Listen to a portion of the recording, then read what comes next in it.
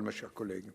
Merci, Monsieur le Président. Madame la Ministre, mes chers collègues, le Président de la République a annoncé une dotation exceptionnelle de 4 milliards d'euros pour financer les commandes en médicaments, en respirateurs et en masques produits chez nous par nos entreprises. Il était temps. Les masques, blouses et gants arrivent au compte-gouttes, il faut bien le dire, et désormais les médicaments dont le curare commence à manquer. Les mesures tardives annoncées par votre gouvernement ne produiront malheureusement, malgré l'urgence, pas d'effet immédiat.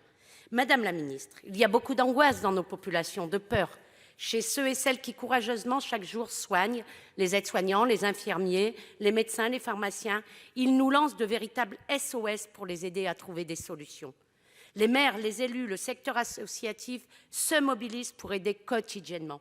Que dire des hôpitaux EHPAD qui se démènent dans des conditions difficiles partout dans nos territoires?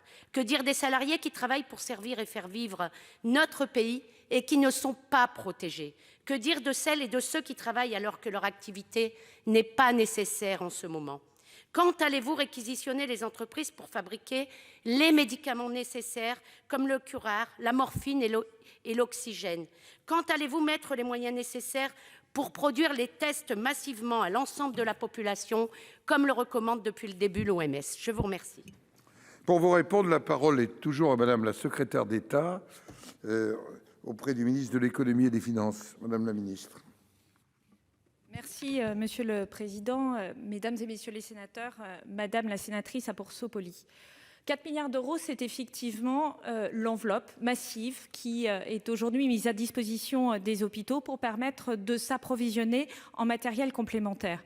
Mais je crois que le ministre de la Santé a été très clair sur le plan qui a été anticipé et mis en œuvre depuis le début de cette crise pour approvisionner l'ensemble des hôpitaux, l'ensemble des centres hospitaliers, à un moment où les consommations de masques, de gel hydroalcoolique, de médicaments sont multipliées par 10, parfois par 100, parfois par 1000 au plan mondial.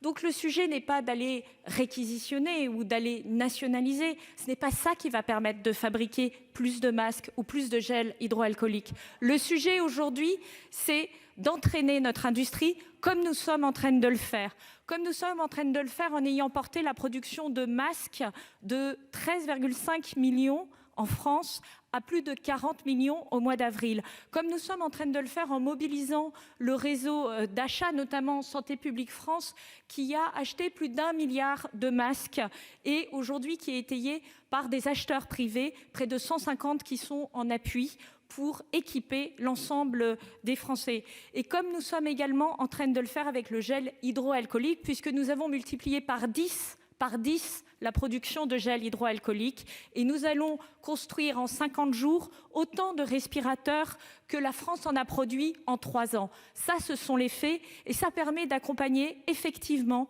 la montée en puissance de nos soignants que je veux ici remercier pour leur travail remarquable, pour leur présence sans faille sur le terrain. Et c'est cette deuxième ligne qui effectivement est au travail derrière eux qui doit aujourd'hui permettre toutes ces réalisations. Sur la protection des salariés, peut-être 2 propos si je puis me permettre. D'abord, le ministère du Travail élabore des protocoles très précis pour les protéger. Et deuxièmement, en 3 semaines, nous avons élaboré de nouveaux masques en R&D. Ils sont aujourd'hui en production et ça aussi permettra de protéger l'ensemble des Français. Je vous remercie. Madame la sénatrice, vous avez 35 secondes.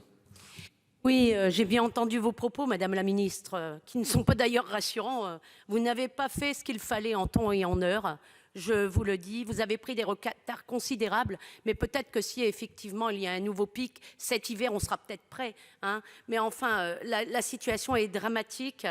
Demain, il vous faudra rendre des comptes aux soignants, mais aussi à notre population.